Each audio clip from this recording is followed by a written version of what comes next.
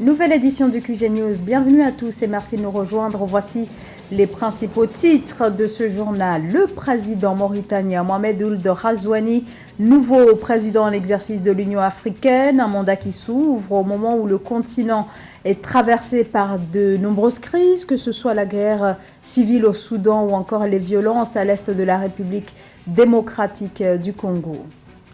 Vers la reprise de la coopération entre la Banque mondiale et le Niger, l'institution financière internationale avait suspendu ses aides suite au coup d'État, un appui qui représente plus de 6% du PIB du pays.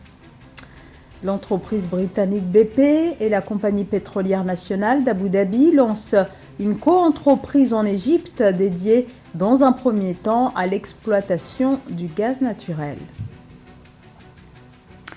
Elle reste quasiment similaire à la liste validée en janvier. Au Sénégal, le Conseil constitutionnel a publié ce mardi la liste actualisée des candidats à l'élection présidentielle.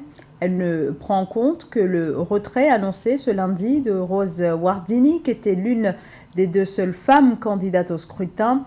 La publication de la nouvelle liste, qui comprend désormais 19 noms, met fin aux demandes de réexamen du processus électoral.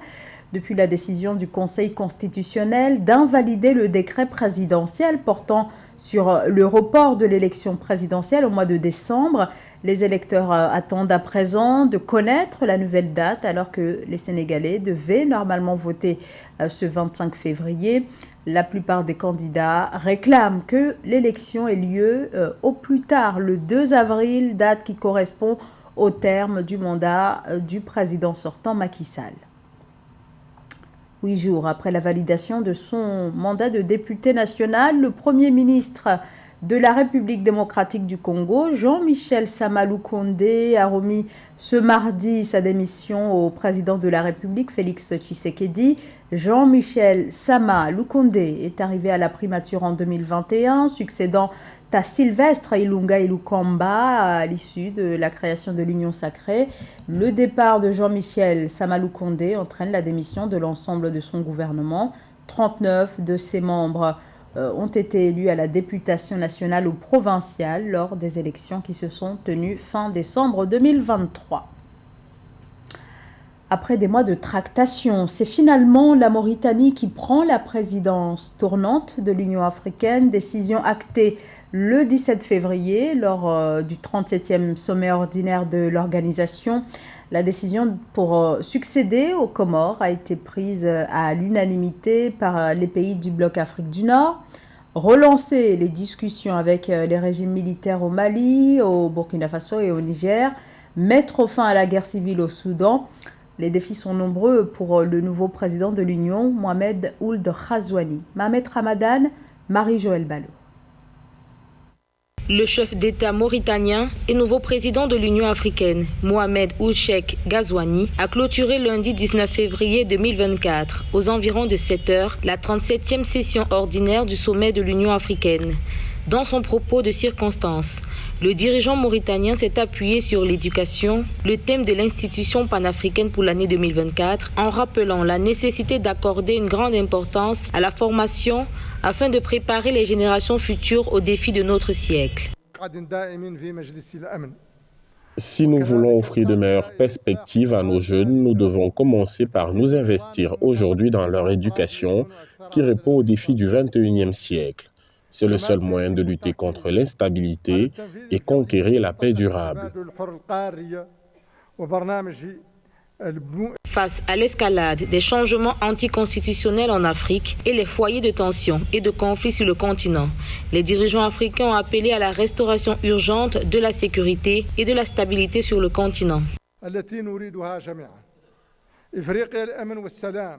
L'Afrique que nous voulons tous, c'est une Afrique de paix et de sécurité, une Afrique où règne le respect des droits de l'homme, une Afrique de bonne gouvernance et de la justice, une Afrique prospère où les règles sont respectées par les pays membres. Désormais membre du G20 et des BRICS, l'Union africaine qui souhaite améliorer la coopération continentale pour booster son développement, ambitionne également d'obtenir un siège permanent au Conseil de sécurité des Nations Unies. Les conflits dans certains coins de notre continent et les problèmes internes de nos pays ne doivent pas nous faire perdre de vue le travail pour le progrès de l'Afrique. Nous devons tous travailler à faire avancer notre continent au niveau africain et au niveau mondial. L'Afrique doit revendiquer sa place légitime dans le concert des Nations Unies. Le président mauritanien mesure l'ampleur des tâches qui l'attendent et se dit aussi investi pour les initiatives de développement en faveur de la jeunesse et des femmes qui constituent un atout pour le continent. L'accession de la Mauritanie à la présidence tournante de l'Union africaine a été saluée par tous les acteurs africains eu égard à sa position panafricaine et son implication pour la stabilité en Afrique. La fragilité de la situation économique du Niger depuis le coup d'État de juillet 2023. La Banque mondiale et plusieurs pays ont depuis suspendu leur aide au développement. Cela représente un manque à gagner considérable. Mais il y a peut-être une bonne nouvelle en perspective pour le Niger, car la Banque mondiale devrait reprendre ses programmes suspendus depuis 6 mois. Catherine Gombe. La Banque mondiale va reprendre sa coopération avec le Niger qui était suspendue depuis le coup d'État du 26 juillet 2023 contre le régime de Mohamed Bazoum. L'annonce a été faite le 15 février 2024 par la directrice des opérations de la Banque mondiale pour les pays du Sahel, Clara De Souza. Ce dans un contexte où l'économie nigérienne cherche à se remettre des chocs asymétriques qui influent sur sa croissance. Notamment la pandémie à Covid-19, l'insécurité dans la région du Sahel et les sanctions de la CEDEAO. Une décision saluée par les autorités de Niamey qui n'ont pas manqué de rappeler la surprise avec laquelle elles ont accueilli la nouvelle de la rupture de la coopération en 2023. Je ne crois pas avoir rencontré dans les textes de la Banque des mesures de ce type qui viennent soutenir une fermeture de frontières et qui viennent soutenir une sanction punitive allant jusqu'à des sanctions sur des produits de première nécessité. Ça a été un choc pour nous. Avant la reprise effective des financements dans ce pays d'Afrique de l'Ouest dont l'économie repose à 40% sur une agriculture menacée par le changement climatique, la Banque mondiale souhaite procéder à une évaluation des critères d'éligibilité au financement du pays pour lever les obstacles à une reprise de ses activités. Comme vous le savez, l'évaluation OP730 est un processus formel de vérification sur le terrain que certains critères clés sont réunis, aussi bien pour la reprise des déclassements pour les financements en cours que pour l'engagement de nouveaux financements. La Banque mondiale reste un partenaire privilégié du Niger qui aujourd'hui envisage avec les autres pays de l'Alliance des États du Sahel de créer une monnaie commune. En 2022, l'institution financière a approuvé un financement de 191,5 millions de dollars de l'Association internationale de développement pour appuyer le Niger en matière de gestion des dépenses publiques et des ressources humaines dans les secteurs de la santé et de l'éducation, qui sont des secteurs dans lesquels le gouvernement de transition souhaite investir. Le géant gazier britannique BP renforce sa présence en Égypte grâce à la création d'une co-entreprise avec la compagnie pétrolière nationale d'Abu Dhabi, un partenariat présenté comme étant stratégique avec l'entreprise émirati. Cette alliance est destinée à réunir les capacités techniques des deux compagnies avec comme objectif, dans un premier temps, l'exploitation du gaz naturel. Les précisions d'Amenedji. Pour renforcer leurs capacités, la société pétrolière britannique BP et Abu Dhabi National Oil Company ADNOC ont convenu le 14 février 2024 de former une co-entreprise en Égypte pour se concentrer sur le gaz naturel, donnant ainsi aux Émirats Arabes Unis l'accès à la production. Le projet, dont les revenus seront détenus à 51% par BP et à 49% par ADNOC, devrait être concrétisé au second semestre 2024. L'Égypte s'avère être un terrain fertile fertile pour des investissements prometteurs dans le domaine gazier, déjà bénéficiant d'une très grande réserve prouvée en gaz naturel et bénéficiant déjà de sa proximité avec l'Europe pour pouvoir l'alimenter en termes de gaz naturel. La Russie, du fait des difficultés qu'il y a en Ukraine, aujourd'hui l'Égypte s'avère être une alternative intéressante pour tous ces opérateurs du domaine pétro-gazier.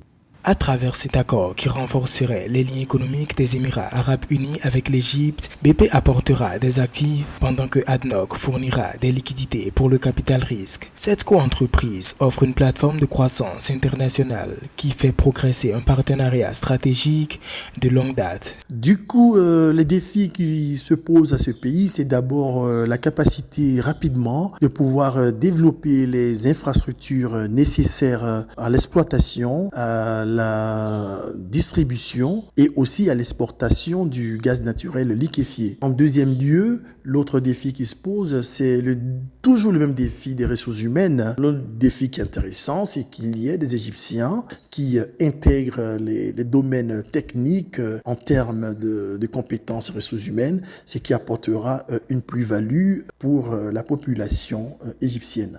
Pendant que les Émirats arabes unis prévoient d'augmenter leurs dépenses de plus de 50% dans des projets énergétiques qui limitent ou atténuent les émissions de dioxyde de carbone, BP prévoit une baisse du produit intérieur brut mondial de 2,7% en 2025, de 3% en 2035 et de 5% en 2050. Le Salon international de l'entreprise, de la PME et du partenariat se poursuit à Yaoundé. L'événement se tient jusqu'au 25 février. La thématique est retenue pour cette 9e édition et secteur privé, évolution et transformation structurelle des économies africaines. Ce salon initié par le gouvernement camerounais se veut une plateforme qui favorise les partenariats entre les entreprises nationales et étrangères. Reportage de Séverin Douqueux. Secteur privé, éducation et transformation structurelle des économies africaines, c'est le thème de la 9e édition du Salon Promote, le Salon international de l'entreprise, de la PME et du partenariat de Yaoundé, dont la cérémonie de lancement solennel s'est tenue le 19 février 2024. Fidèle à sa tradition, le rendez-vous qui se veut un carrefour d'exposition de savoir-faire, de rencontres d'affaires B2B et même B2D, se veut un vecteur de développement des entreprises camerounaises et des PME en particulier. Il se veut aussi le lieu de promotion des investissements locaux, autant que d'attraction d'investissements directs étrangers. Promote constitue pour nous une cérémonie très importante et notre cible c'est d'attirer des investisseurs directs étrangers venant de l'Europe, venant de partout. Alors on n'a pas besoin de sortir de son pays maintenant. On a ici notre cible est déjà là. Donc pour nous c'est très important pour l'API parce que ça nous permettra d'aller directement vers tous ces gens-là pour essayer de les parler un peu sur qu'est-ce qu'offre le Cameroun comme terre d'investissement. Le Salon Promote se veut également un rendez-vous d'échange, de réflexion et d'action dont l'objectif est de travailler à accélérer les réponses aux fragilités des économies du monde actuel, de l'Afrique et du Cameroun en particulier. À cet effet, sera organisé en marge de Promote, les 21 et 22 février 2024, un forum économique qui donnera d'analyser les dispositifs et politiques publiques mis en place pour soutenir le secteur privé à résister et amortir les effets des crises mondiales récentes, d'examiner les tendances récentes concernant la réorganisation de la production au niveau mondial en vue de proposer des modèles d'investissement propres à favoriser la transformation structurelle en Afrique. La 9e édition du Salon Promote se tient dans un contexte de reprise économique globale, avec comme corollaire la nécessité d'un changement de paradigme pour mieux adresser les nouveaux défis auxquels nous sommes appelés à faire face.